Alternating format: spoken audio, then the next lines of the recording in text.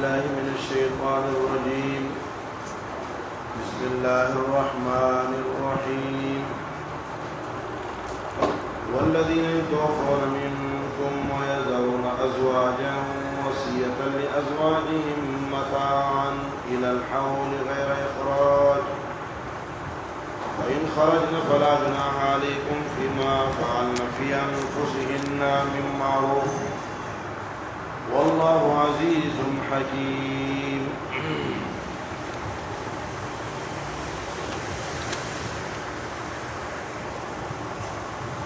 والذین یتوفون منکم، اور وہ لوگ جو تم میں سے اپنی زندگی کے مقررہ وقت کو مکمل کر کے اس دنیا سے چلے جاتے ہیں، وَيَذَرُونَ أَزْوَاجًا، اور مرنے کے بعد چھوڑ جاتے ہیں بیویاں، وَصِيَّةً لِأَزْوَاجِهِمْ، وہ لوگ وصیت کریں گے اپنی بیویوں کے لیے،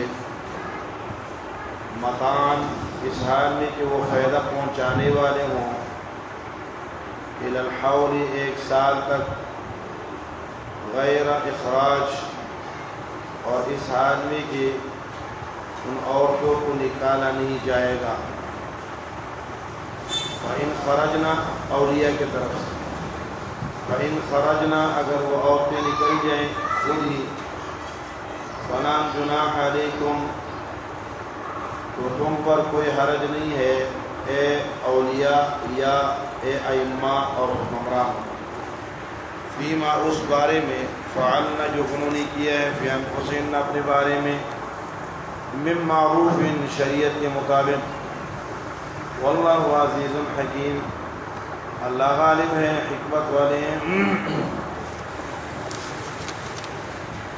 سورۃ بقرہ کا دوسرا حصہ، تیسرے باب کا 17واں مسئلہ بیان ہو رہا ہے۔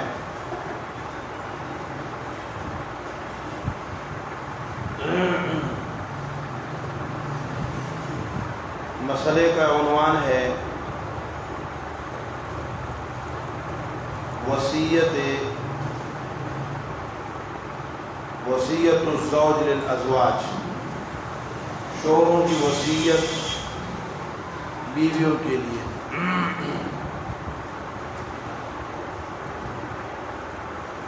گزشتہ آیات میں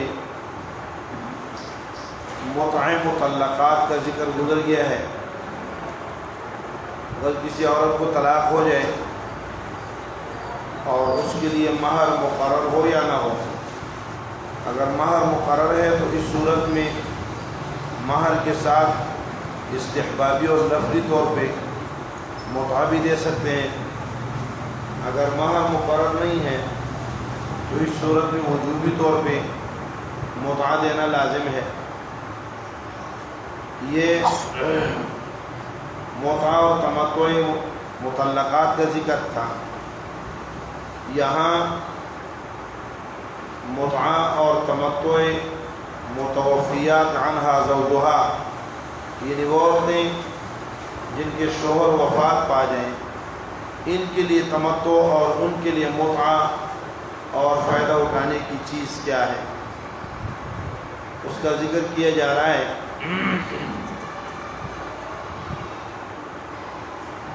آیت میں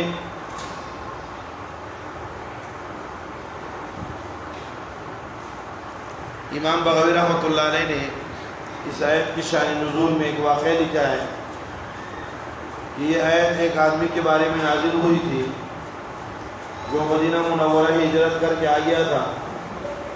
اس کے ساتھ اس کے بچے بھی تھے اور میاں بیوی بھی تھے۔ تو اس دوران مدینہ میں پہنچ کر ان کی اس بندے کی ڈیتھ ہو گئی، وہ مر گیا۔ تو مرنے کے بعد جو اس کا مال تھا وہ مال اس نے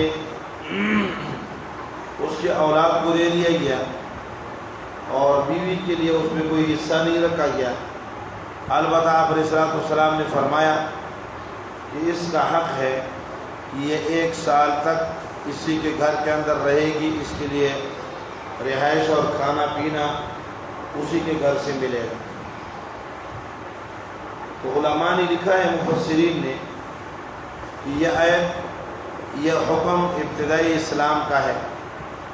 ابتدائی اسلام میں، اسلام سے پہلے بھی اور ابتدائی اسلام میں بھی عورت کی عدت وفات 1 سال تھی۔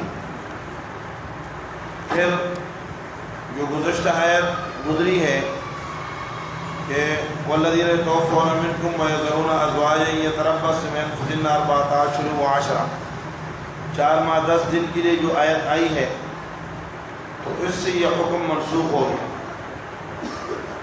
اصل میں ابتدائی اسلام میں 2 چیزیں تھیں، ایک تو عورت کے لیے میراث میں حصہ نہیں تھا، اور دوسرا اس کی عدت جو ہے وہ 1 سال تک تھی، اور دوسری چیز یہ تھی کہ مرد پر یہ وصیت لازم تھی کہ وہ اس عورت کو گھر سے نہ نکالنے کی وصیت کر جائے۔ اسی وصیت کا ذکر ہے۔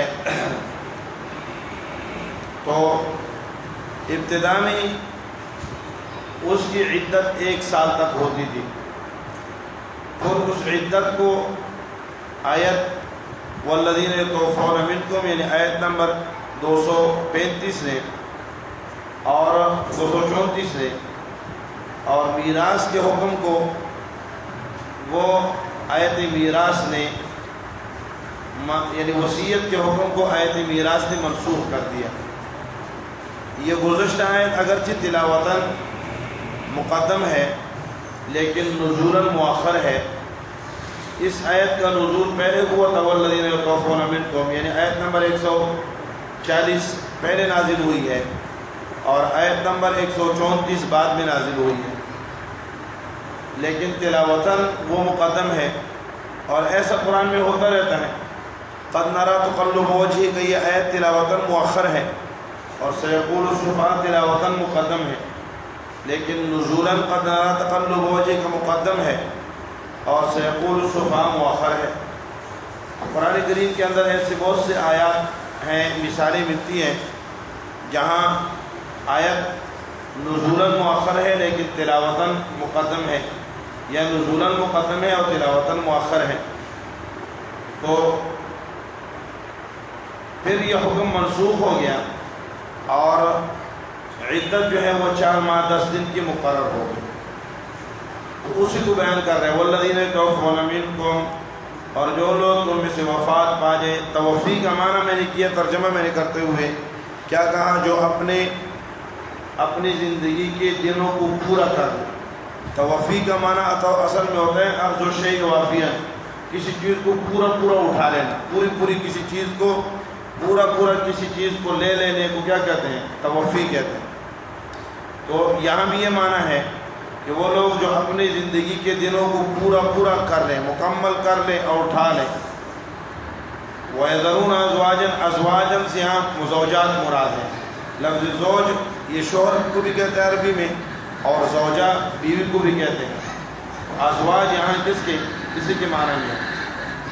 وصیتاً یہ مصدر ہے اور اس کے لیے فعل محذوف ہے، یوصون وصیتاً، وہ مرد الذین، وہ لوگ وصیت کریں گے، اور وصیت معنی یعنی وجوبی وصیت ہے لازواجہم، کن کے لیے؟ اپنی بیویوں کے لیے۔ اور وہ وصیت کس چیز کی ہوگی؟ یوصون وصیتاً متاعا متمتعین، متاعاً یہ حال ہے، متمتعین کے معنی میں ہے۔ متمتعین معنی تمتع، فائدہ پہنچانے والے، یعنی اس وصیت سے مقصد ان کا کیا ہوگا؟ حالت ان کی ہیئت یہ ہوگی کہ وہ عورتوں کو فائدہ پہنچانے کی غرض ہوگی۔ تو 1 سال تک اپنے مرنے والا شوہر وصیت کر جاتا تھا کہ اس عورت کو، میری بیوی کو 1 سال تک تم لوگ اس کے گھر سے نہیں نکال سکو گے۔ ویسے عام مفسرین نے جو تفسیر ہم نے کی ہے بیان کی ہے، یہ بیان کی ہے، اور یہی تفسیر اکثر مفسرین نے کی ہے، لیکن امام مجاہد رحمۃ اللہ علیہ نے ایک دوسری تفسیر کی ہے اس صورت میں یہ جو آیت کی تقدیم و تاخیر کا مسئلہ ہے یہ بھی ختم ہو جاتا ہے، اور دونوں آیات اپنے اپنی جگہ برقرار محکم رہتی ہیں اور تنسیخ سے بھی بچ جاتی ہیں۔ وہ یہ کہتے ہیں کہ ایک ہے حتمی اور یقینی اور اقل عدت، اور ایک ہے استحبابی اور اکثری عدت۔ اقل عدت یہ ہے کہ 4 ماہ 10 دن، یہ وجوبی اور لازمی ہے۔ یہ عورت پر لازم ہے کہ عورت 4 ماہ 10 دن تک شوہر ہی کے گھر میں رہے گی جس گھر میں اس کا انتقال ہوا ہے، اور اگر وہ چاہیں تو 1 سال تک اس گھر کے اندر رہ سکتی ہے، لیکن 4 ماہ 10 دن کے بعد اس کا رہنا اس عورت کے اختیار پر موقوف ہے۔ عورت چاہیں تو کیا کر دیں، رہیں، اور چاہیں تو کیا ہے، نکل جائے۔ تو امام مجاہد رحمۃ اللہ علیہ کے قول کا حاصل یہ ہے کہ ایک اس کی جو ہے عدت وہ حتمی اور یقینی ہے اور لازمی اور وجوبی ہے، اور ایک عدت استحبابی اور مستحب ہے۔ اگر وہ شوہر کے گھر میں رہنا چاہیں تو اسے یہ سہولت میسر ہوگی کہ اس کو کوئی نکالے گا نہیں، ورثہ اس کو نہیں نکالیں گے۔ تو اس صورت میں یہ 2 فائدے تو ہو جاتے ہیں، ایک آیت میں تقدیم و تاخیر نہیں ہوتی، دوسرا تنسیخ کا حکم نہیں لگانا پڑتا، اور آیات کا تنسیخ سے بچ جانا اور محکم ہو جانا یہ بہتر ہے اس سے کہ آپ آیت کی تنسیخ کا قول کر لیں۔ لیکن امام قرطبی رحمۃ اللہ علیہ نے امام مجاہد رحمۃ اللہ علیہ کے اس قول پر شدید تنقید کیا اور فرمایا کہ امام مجاہد رحمۃ اللہ علیہ جیسا قول کسی سے بھی منقول نہیں۔ یہ امام مجاہد رحمۃ اللہ علیہ قول ہے اور یہ ایک مضبوط قول ہے، اگرچہ امام قرطبی رحمۃ اللہ علیہ نے اس بنیاد پر اس پہ تنقید کی ہے کہ یہ قول کسی سے منقول نہیں ہے، لیکن جب آیت کو تنسیخ سے بچا لے اور نسخ سے آیت بچ رہی ہے، اسی طرح آیات کی تقدیم و تاخیر کا قول بھی نہیں کرنا پڑ رہا اور آیات اپنی ترتیب سے رہ جاتی ہے، تو بعض مفسرین کا خیال یہ ہے کہ امام مجاہد رحمۃ اللہ علیہ کا یہ قول، امام مجاہد خود تفسیر کے اندر حضرت ابن عباس رضی اللہ تعالیٰ عنہ کے معینات شاگرد ہیں اور خصوصی شاگردوں میں سے ہے، تو یہ قول اگرچہ ان کا کبار صحابہ کرام کے نقل اور ان کی روایات سے اور منقولات کے اندر یہ روایت یہ تفسیر نہیں ہے، لیکن عقلی اعتبار سے یہ تفسیر بہت بہترین تفسیر ہے۔ بہرحال انہوں نے روایات کی بنیاد پہ امام قرطبی رحمۃ اللہ علیہ نے اس کی تردید کی ہے اور فرمایا کہ یہ صرف امام مجاہد تفرد کے ساتھ۔ پھر انہوں نے یہ بھی ذکر کیا ہے کہ امام مجاہد رحمۃ اللہ علیہ نے دوسرا قول جو جمہور صحابہ کرام رضوان اللہ اجمعین کا ہے اور جمہور تابعین کا ہے وہ بھی امام مجاہد سے منقول ہے، تو ممکن ہے امام مجاہد رحمۃ اللہ علیہ نے اپنے قول سے رجوع کر لیا ہو۔ بہرحال فرمایا کہ والذین توفون منکم ویذرون وصیۃ لازواجہم متاعا الی الحول، 1 سال تک ان کو وہ مرد فائدہ پہنچانے والے ہوں گے، غیر اخراج یہ بھی حال ہے، یہ حال مترادفہ ہے۔ مطاعن یہ بھی کیا ہے، یوزون وصیتاً سے، یوزون جو فعل ہے اس سے حال ہے، وصیت کریں گے اس حال میں کہ فائدہ پہنچا رہے ہو، اور اس حال میں کہ غیر مخرجات عورتوں کو نکالا نہیں جائے گا۔ غیر اخراج یہاں مصدر مخرج کے معنی میں ہے، مفعول کے معنی میں، یعنی ان عورتوں کو نکالا نہیں جائے گا، اولیاء اسے نہیں نکال سکتے، ورثہ اسے نہیں نکال سکتے ہیں۔ البتہ فإن خرجنا، اگر وہ خود اپنی مرضی سے نکل جاتی ہیں، فلا جناح علیکم، تو تم پر کوئی گناہ نہیں ہے، ایھا الاولیاء یا ایھا الائمہ، یہ خطاب یا اولیاء کو ہے یا حکمرانوں کو ہے۔ اس وقت کے زمانے میں یعنی اسلامی حکومت جو ہوتی ہے وہ ان چیزوں کے اندر بھی مداخلت کرتی ہے کہ عورت بغیر عدت کے گھر سے کیوں نکل رہی ہے، تو اس پر پوچھ گچھ ہوتی ہے، عورت سے بھی پوچھ گچھ کرتے ہیں، مردوں سے بھی کرتے ہیں۔ تو فرمائے فإن خرجنا فلا جناح علیکم، لا جناح علیکم یعنی تمہارے اوپر، مردوں کے اوپر اور اولیاء کے اوپر کوئی حرج نہیں ہے، فیما فعلنا جو کچھ وہ عورتیں کرتی ہیں۔ تو عورتوں کو، عورت جو ہے وہ قرآن آیات سے پتہ چلتا ہے، بار بار انہیں اختیارات دیے جا رہے ہیں۔ کبھی عورت کو کہا جاتا ہے کہ اس کو نکاح کرنے کا، اپنے نکاح کرنے کا حکم ہے، یعنی کہنا تنکحنا وغیرہ کی آیات۔ دوسرا یہاں کہ فیما فعلن فی انفسہن، جو کچھ انہوں نے اپنے بارے میں کیا ہے تو اس پر کوئی پابندی نہیں ہے۔ اس کا معنی یہ ہے کہ اسلام عورت کو مجبور محض نہیں بناتا، بہت ساری چیزیں میں اسلام عورتوں کو آزادی دیتا ہے اور ان کے حقوق کا علم بردار ہے۔ یہ پروپیگنڈا اور یہ بات کرنا کہ اسلام جو ہے وہ عورتوں کو محبوس کر دیتا ہے، قیدی بنا لیتا ہے، نہیں، ایسا نہیں ہوتا۔ اسلام عورتوں کو ملکہ بناتا ہے۔